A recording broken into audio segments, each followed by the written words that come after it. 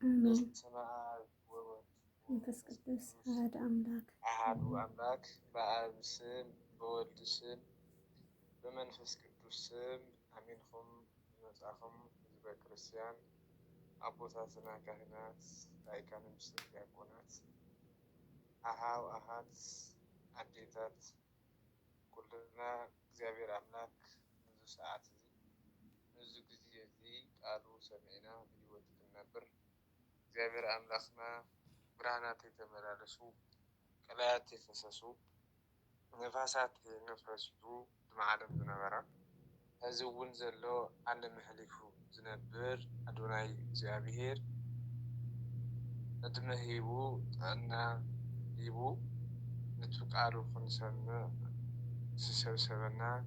ቅዱስ እግዚአብሔር ስም ቅዱስ እግዚአብሔር ደሓና ደው ኢላትኩም እግዚአብሔር ይመስገን። ደሓና ደው መፂኻትኩም እግዚአብሔር ይመስገን። አሜን። እግዚአብሔር አምላክና አሜን እግዚአብሔር ይመስገን ኢልና ክነመስግኖ አንደበትና ዝኽፈተ ናብ ቦታትና አምላክ ዝኾነ ንሕና እውን አምላክ ዝኾነ ክብርና ምስጋና ንኡ ይሁን። አሜን አሜን። አዴና ቅድስት ድንግል ማርያም ቅድመ ወሊድ ድንግል ጊዜ ወሊድ ድንግል ድህረ ወሊድ ድንግል ዝኾነት እማምላክ ወላዲተ አምላክ ቅድስት ንጽሕት ንጽሐ ስጋ ምስ ንጽሐ ነብስ ድንጋሊ ስጋ ምስ ድንጋሊ ነብስ አተሓቢራ ዝሓዘት እማምላክ ወላዲተ አምላክ ክብር ምስጋና ንዓ ይሁን። ቅዱሳን መላእክት፣ ቅዱሳን ነቢያት፣ ቅዱሳን ሐዋርያት፣ ቅዱሳን ጻድቃን፣ ቅዱሳን ሰማዕታት ክብሪ ምስጋና ይብፅሓዮም። እግዚአብሔር አምላክና ካብ ዝተፈላለየ ቦታ ብዕድመ ብጥዕና ሓልዩ ቃሉ ክንሰምዕ ናብዚ እቱ ካብቲ ቃሉ ንነገረሉ ከም ሰበሰበና ኩሉ ኣብታ ኢየሩሳሌም ሰማያዊት ክስብስበና ቅዱስ ፍቃድ ይኹነና። ናይ ሎማዓንቲ ትምህርቲ ክኾነና ዝኽእል ስለ እመቤታችን ስለ አዴና ቅድስት ድንግል ማርያም ዝገልጽ ምክንያቱ ዝሕዝናዮ ዘለና ወቅቲ ፅጌ እናተባህለ እዩ ዝፅውዐሉ ማለት እዩ። ካብ ዕለት 26 መስከረም እስካብ ሕዳር 5 ዘሎ ስለ እመቤታችን ስለ አዴና ቅድስት ድንግል ማርያም ዝውግዐሉ ዝንገረሉ ዝምስጠረሉ ጊዜ እዩ ማለት እዩ። ስለዚ ግን እቲ ቃል እንታይ ይብል ኣብ ማቴዎስ ምዕራፍ 2 ቁጥሪ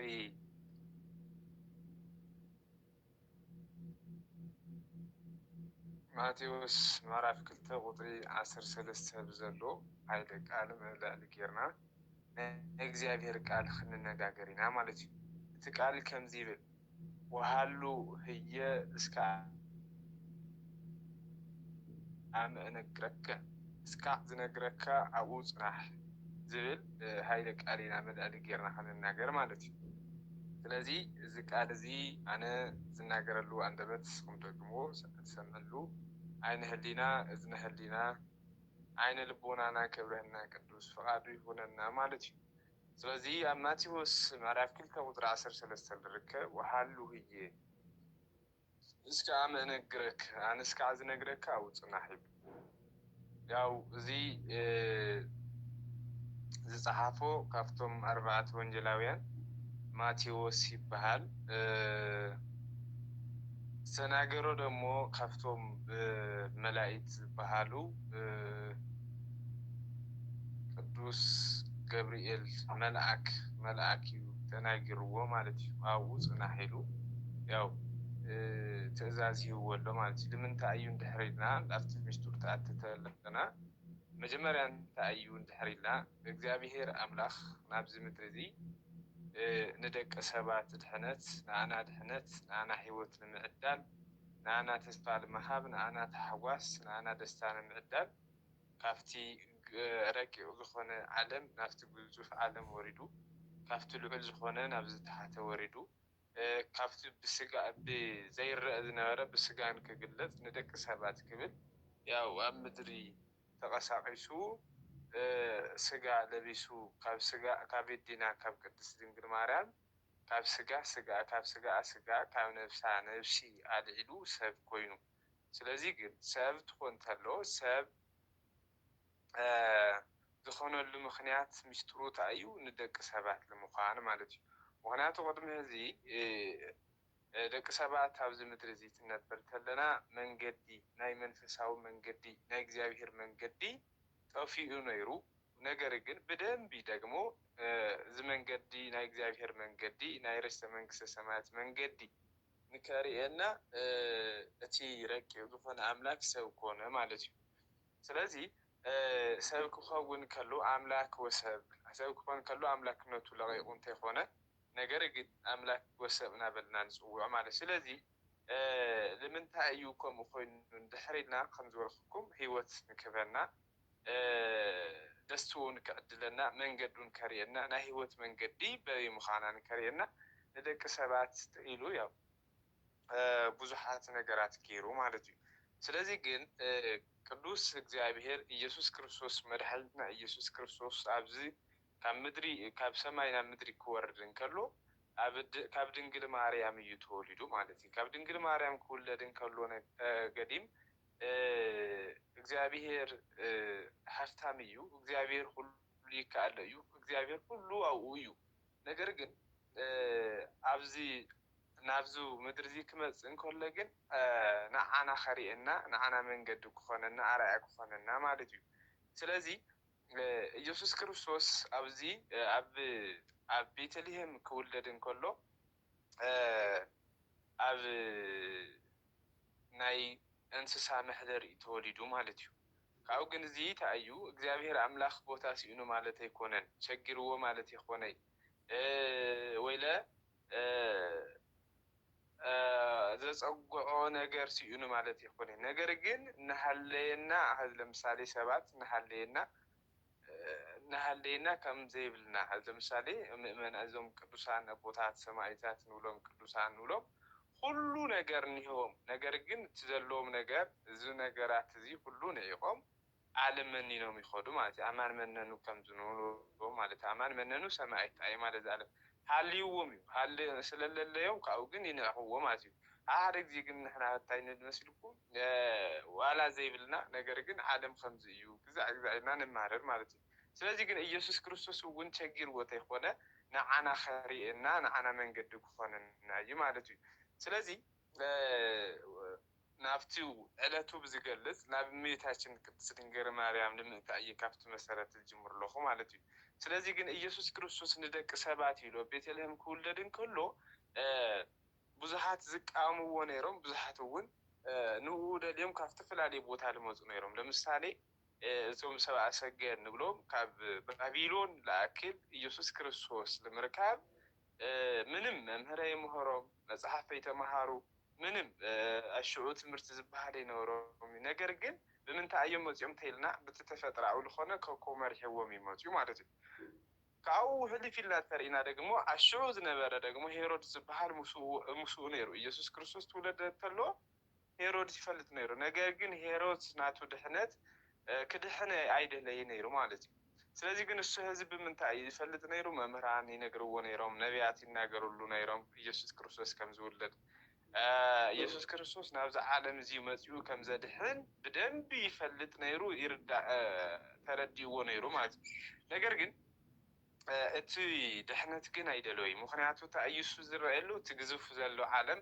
ዝክሩስ እዚ ህፃን እዚ ተተወሊዱ ኣነ ኣብዚ ክነብረ ይክእልን እቲ ስልጣኔ ኣምድለቲ ክንቀሳቀስ ይክእል ኢሉ ያው ክፉ ሓሳብ ይሓስብ ነይሩ ማለት እዩ እቶም ርሑቅ ነበሩ ለለ ከምዚ ዝበልናዮ እቶም ሰብአ ሰገድ ለለ ኢየሱስ ክርስቶስ ተወሊድና መድሓኒትና ተወሊዱ እኒኦ ስለዚ ከይድና ኣማሓ ንህቦ ወርቂ ንህቦ ዕጣን ንህቦ ኢሎም ካብ ርሑቅ ቦታ መፅኦም ማለት እዩ ስለዚ ሓደ ግዜ ኢየሱስ ማለተይ ንሕና ደቂ ሰባት ብብዙሓት ትምህርቲ ንመሃር ኢና መምህራን ኣለውና ኣብ ዝኸድናዮ ቦታ ነንብብ ኢና ንፅሕፍ ኢና ኩሉ ነገር ኣባና ሙሉእ እዩ ዘሎ ነገር ግን እንታይ የጋጥም ያው እቲ ድሕነት ከመይ ጌርና ንደልዩ ኣለና ብትክክል ዲና ንቐርብ ዘለና ብትክክል ዲና እቲ መንገዱ ደሊና ናብቲ እሱ ዝበለና ንኸድለና ኢና መዓድና ክንፍትሽ ዝግባእ ማለት እዩ ስለዚ ግን እቶም ሰብአ ሰገድ ናብዚ ክመፅእ እንከለው ያው ናብ ኢየሱስ ክርስቶስ ክመጽእ እንከለው ሄሮድስ ንሶም ከም ዝሞቱ ይፈልጥ ነይሩ ይርዳእ ነይሩ ማለት እዩ። ካብኡ ግን ናበይ ኢኹም ኢሉ ክጥይቆም እንከሎ ኣብዚ መድሓኒት ዝተባሃለ ኢየሱስ ክርስቶስ ተወሊድና ኣሎሞ ላዊና ኢሎም ነጊሮሞ ማለት እዩ። እሱ ግን እንታይ ሓሲቡ ሽዑ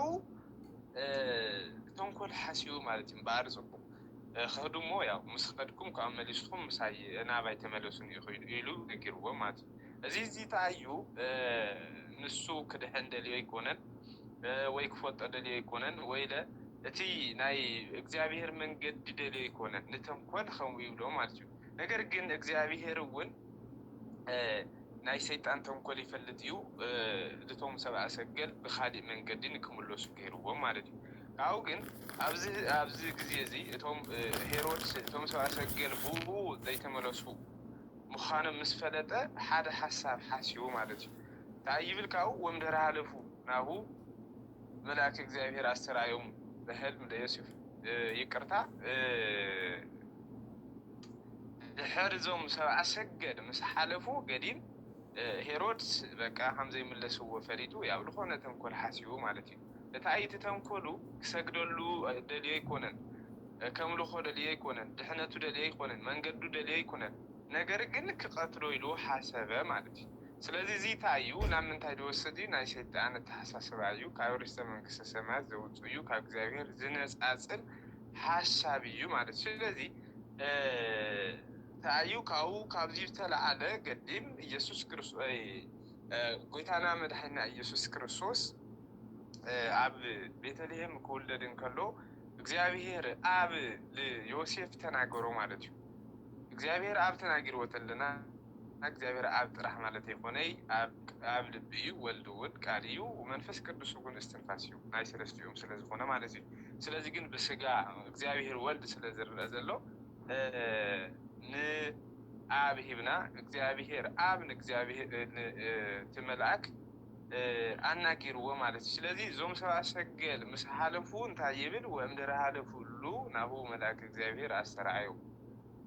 በህልም ለዮሴፍ ይብል ገዲም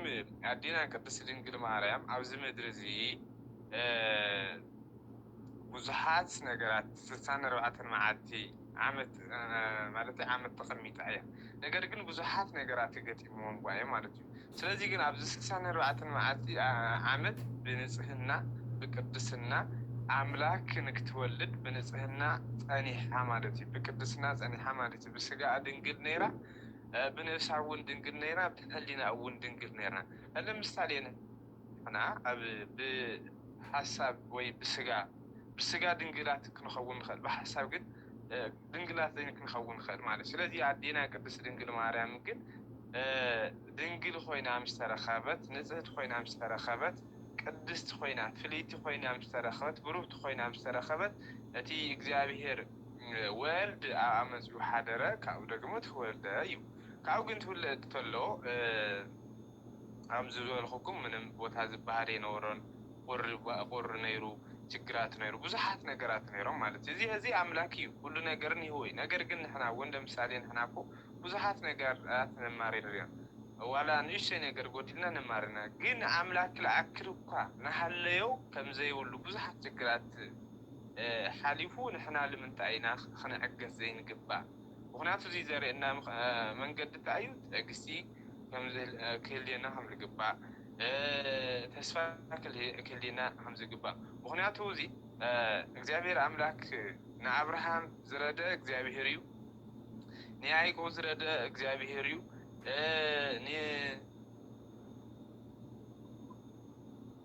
ይስሐቅ ዝባረከ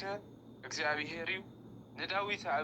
ኣብ ልዕሊ ጎልያድ ከሸንፍ ዝኸኣለ እግዚአብሔር ስለ ዝባረኮ እዩ። ስለዚ ንሕና እውን ናይ ሊ ዳዊት ናይ ሊ ኣብርሃም ናይ ሊ ይስሐቅ ናይ ሊ ያዕቆብ ኣምላክ ኢና ሒዝና ዘለና። ስለዚ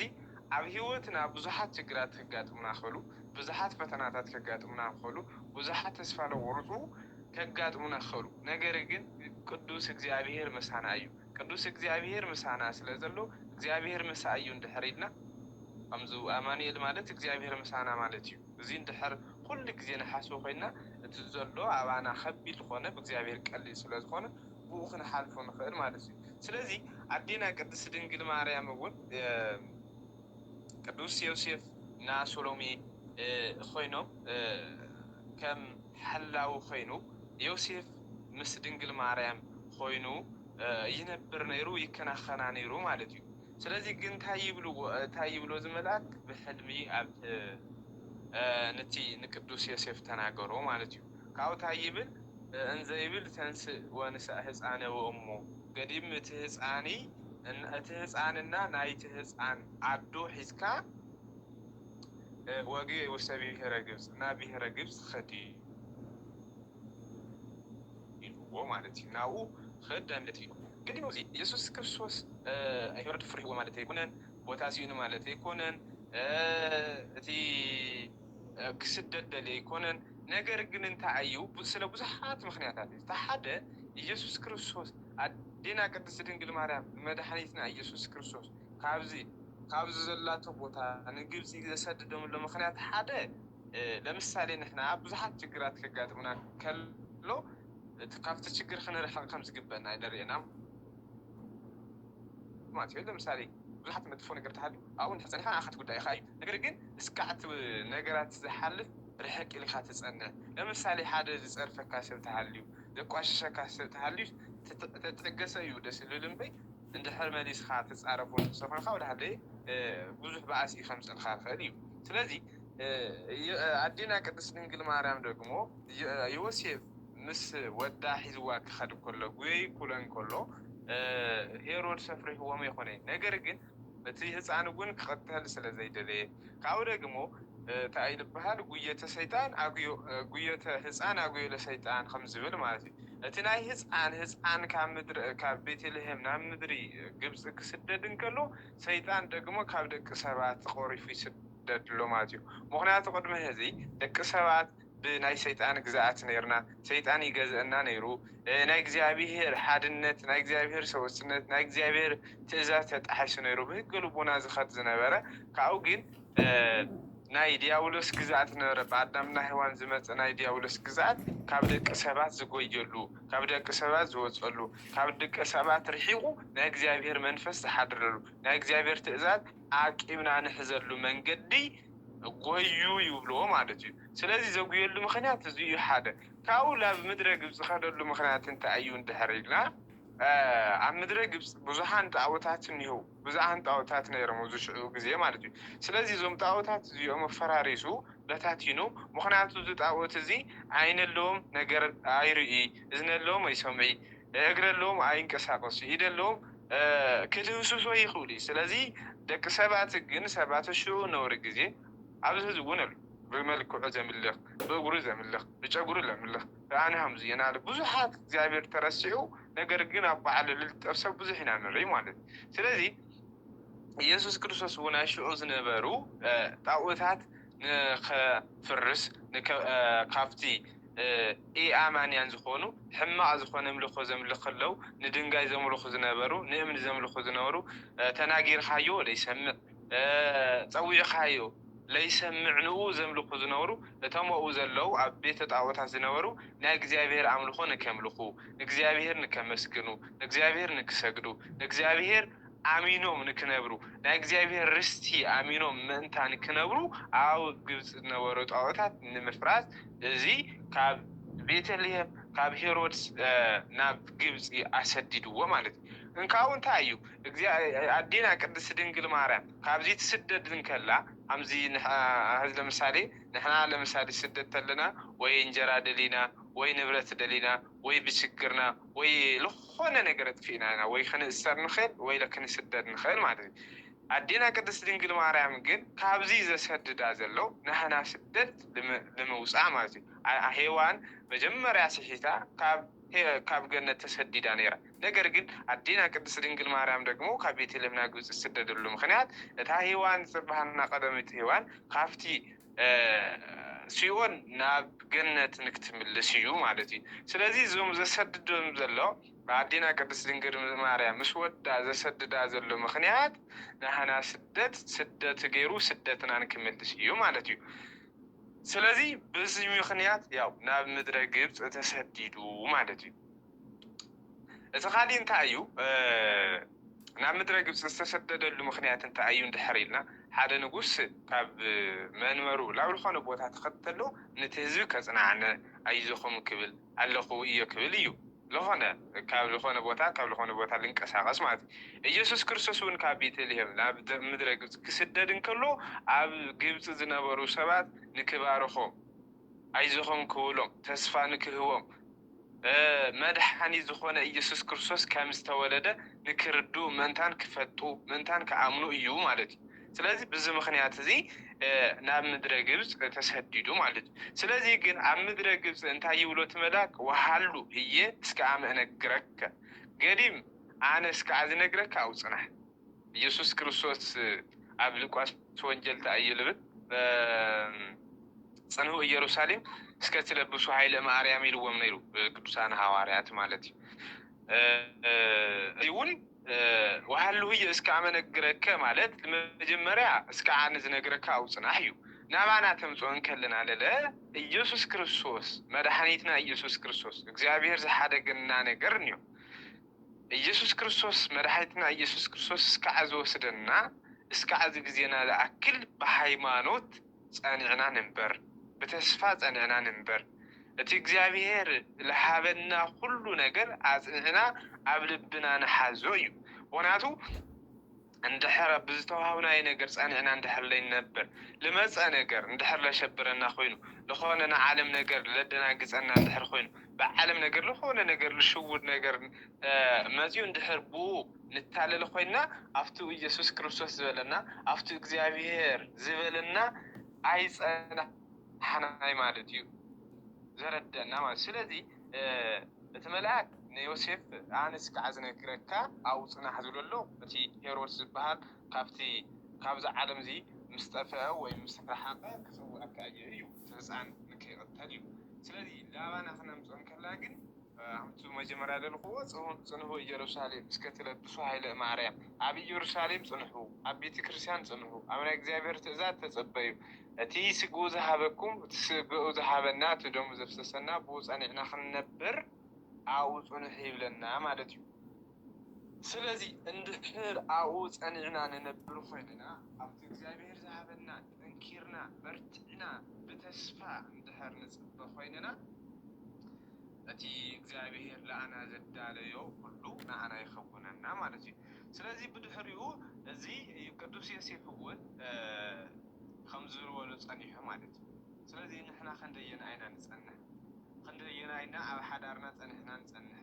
ክንደየና ኣይና ምስ ሰባት ብምትእምማን ንጸንሕ ክንደየና ኣይና እግዚአብሔር ንኣና ዝሃበና ነገር ኣጽኒዕና ንሰባት ክንደየና የለና በዓልና ክንፍትሽ ይግበአና ማለት እዩ ምክንያቱ እቲ መጽሓፍቲ ትጸሓፍቲ ተብሎ እንተንበቦት ኣለና ክትርጎም እንከሎ ኩሉ ንደቂ ሰባት ምክንያቱ ናይ እግዚአብሔር ቃል መጀመርያ ለነይሩ እዩ ሕዝቡ ነለዩ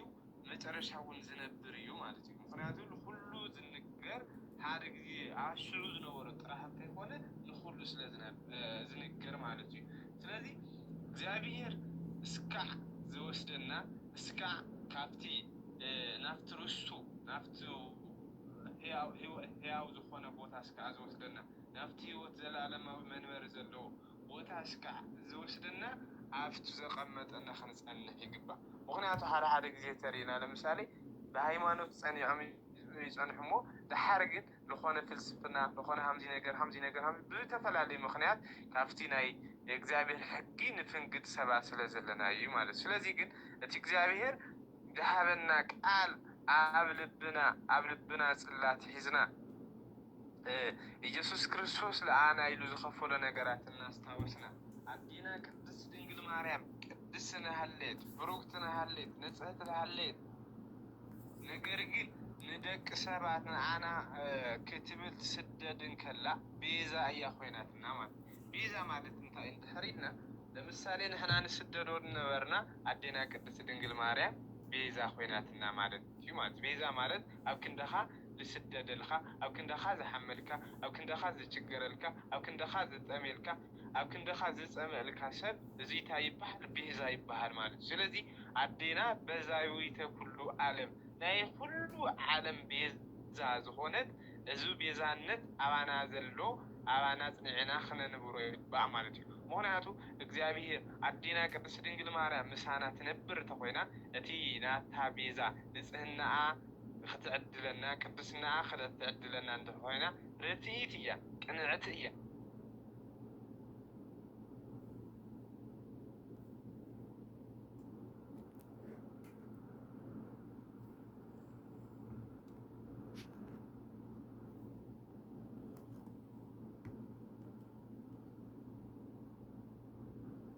ስለዚህ አዲና ቅድስት ድንግል ማርያም ቅንዕት ተኮይና ኣነ እውን ቅኑዕ ክኾነኒ ኣነ እውን ቅዱስ ክኾነኒ ኣነ እውን ንጹህ ክኾነኒ ኢልና ኣፍቱ ዘለናዩ ኣፍቲ ዝሃበና እግዚአብሔር ኣዕይንተ ህሊና ዝሃበና ኣዕይንተ እዝኒ ህሊና ዝሃበና ውዚ ጸኒዕና ክንነብር እዩ ዘርእየና ማለት እዩ ካብኡ ድሕሪ እንታይ ይብሎ እስመ ሃለዎ ለሄሮድስ እሶ ለህፃን ኣብኡ ጽናሕ ዝብለካ ዘለኹ ምክንያት እንታይ እዩ እንድሕር ኢልና ኣብኡ ጽኑሑ ልበሃለና ኣብ ጽኑሕ ዝበሃል ትብለካ ኣለኹ ዮሴፍ ንምንታይ እንድሕር ተባሂሉ እቲ ንህፃን ዝደልዮ ሰብሲ ኣሎ እዩ ይብሎ ስለዚ ንሕና እውን ኣብቲ ሃይማኖትና ጸኒዕና ንንበር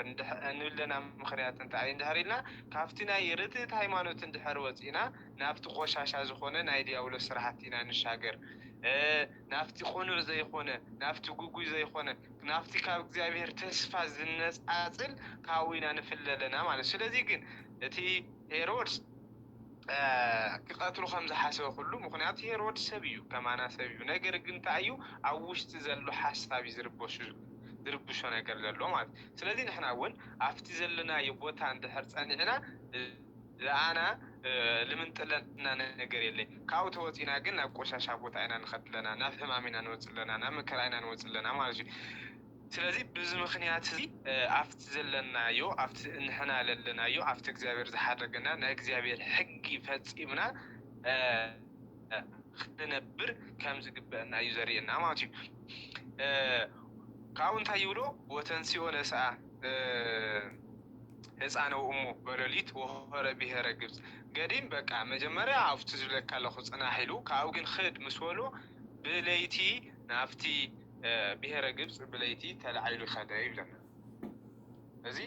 ያው ብቲ መልአክ ብዝኣዘዞ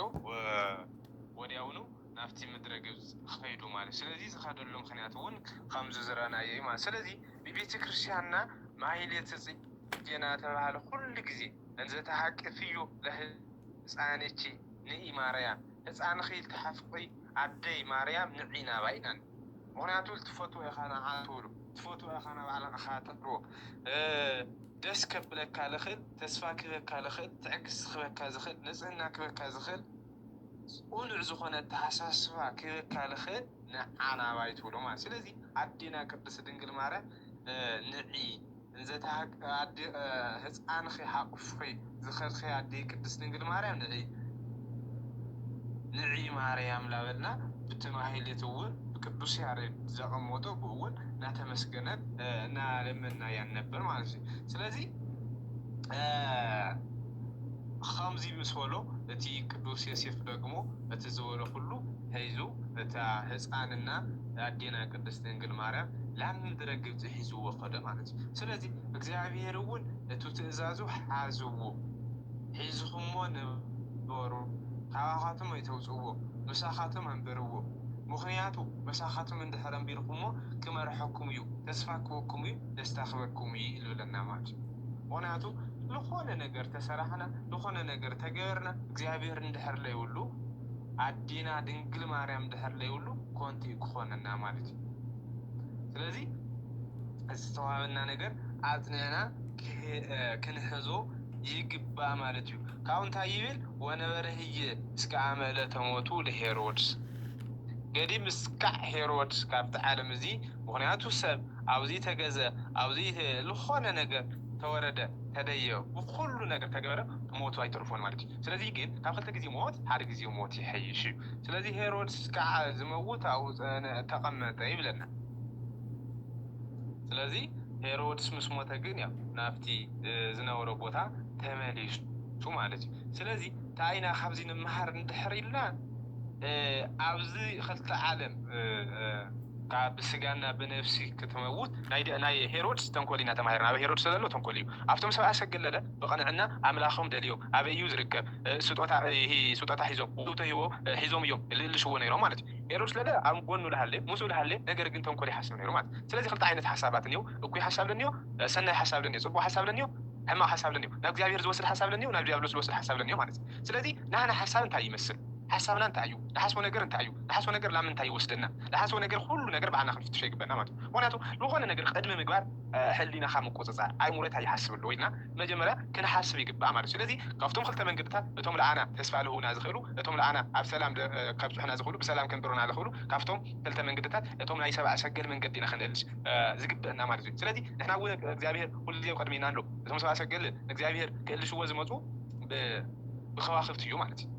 نحن قل منقونا ممهران له بيت كريستيان لا وزحات كبرسان له وزحات سمايتات وزحات نقرات له وزحات مصحف تكون له ماشي سلازي قل زوم نقرات زيوم تتقيمنا بهيوت تيزا العالماوي زخون عبيه منقونا لتنق عننا نقر هذا مثالي نتنق لمن تعيو هذا مثالي سبب لتنق لمن تعيو بالأفتوماتي وسونجل منو من يكون بتكزو زي وسك هذا أمته بدي وقوم لفل اليوم كواحد مسي تجنبه هذا كندي أفتزل له زوسخ من يجيب لوسخ خيل أيخوني كوسخ تزنور إذا قنسيو سلازي زي أنق متنق عملت زي مانيو مترطع مالت زي المعنيو تسفع زي مقبار مالت إخزابير أبانا سلازي اللو مالت سلازي إخزابير أبانا خن حدرو يقبا إخزابير لا أنا خن شحوي يقبا نسألنا حلينا عند حلينا إخزابير ول أبانا ينبريو مالت سلازي وحلو هي اسكا عام أنقرك اسكا عز نقرك أو سنة سلازي نحنا ول دك سبات إخزابير اسكا قافتي جزء عالم كاوز حالة عالم كاوز بولش لخون عالم قافتي جزياو لخون عالم اسكا عز وسدنا بسقوه بدمو صنعنا بتأزازو صنعنا عدينا عديو دنجل ماريام ناي كلنا عدو زخونة مخنياتو ناي كلنا عدي نو ليوحنس توهاو تدو عدي خلات الخات وهيلو توهاوي مال سلازي ليوحنس مالتنا كلنا مهابيو نسو دغمو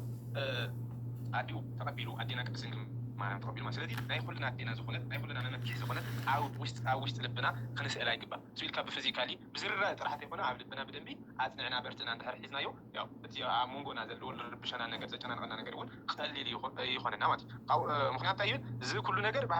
زي كل نجر بهذا سبب يتكالي زي كل نجر ذي بسبب يكالي وبهذا إخزابير رسا كله يتكال إخزابير كل كل نجر يكالي كله يتكال زي عمل ولي بتكسر كله نزعم من كل يكالي سلذي منهم بمسكانة إخزابير بمسكان إخزابير بمحسان إخزابير بمسكانة بمسوى بصلوت كل نجر أقلل كبلنا زخل إخزابير سلازقنا أفتو زقمتنا أفتو زنورنا أفتو زهبنا تزال أفتو زحالقنا صانعنا برتعنا كنبر إخزابير أملاك قدوس فقادو يخوننا سلازنا برنا قدي إخزابير أملاك استمهرنا يتمرتي 8 3 ميز فري أفرينا سمو صوعنا منقصو نكنورس قدوس فقادو يخوننا وصفات لإخزابير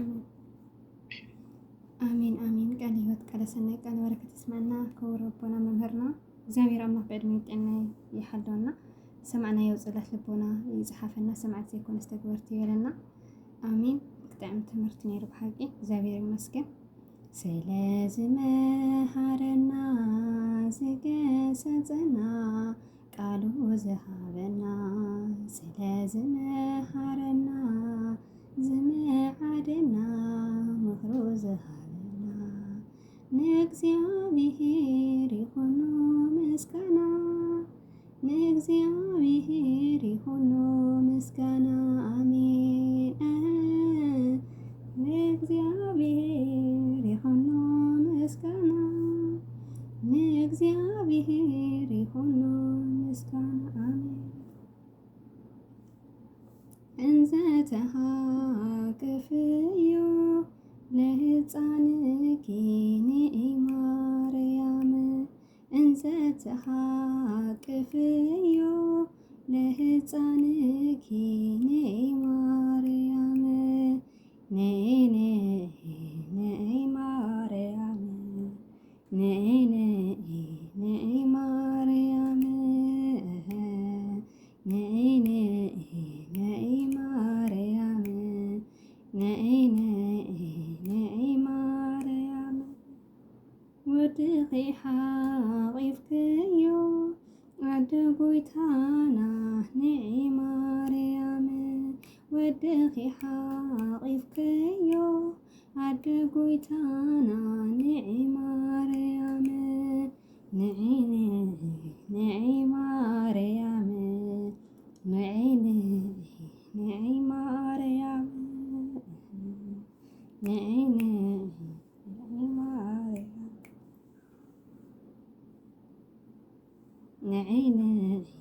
ንዒ ማርያም ወድኺ ሓቒፍክዮ ኣደጎይታና ንዒ ማርያም ወድኺ ሓቒፍክዮ ኣደጎይታና ንዒ ማርያም ንዒ ማርያም ንዒ ማርያም ንዒ ማርያም ንዒ ማርያም። አሚን። ስለ ቃልና ቃል ዋል እግዚአብሔር አምላክ ዝኸብር ዝተመስገነ ከፍ ከፍ ዝበለ ይኹን። አሚን። ስለ መዝሙሩ ናይ መዝሙር በዓል ቤት እግዚአብሔር አምላክና ዝኸበረ ዝተመስገነ ይኹን። ብሓቂ ደስ ዝብል መዓልቲ ቋዕ ዘመነ ፅጌ እንኳዕ ኣብፅሐኩም ኣብፅሐና እመብርሃን ካብ ስደት ተመለሰትሉ ለኣናላ ካብ ስደት መከራይ ካብ ዘለናዮ ብሰላም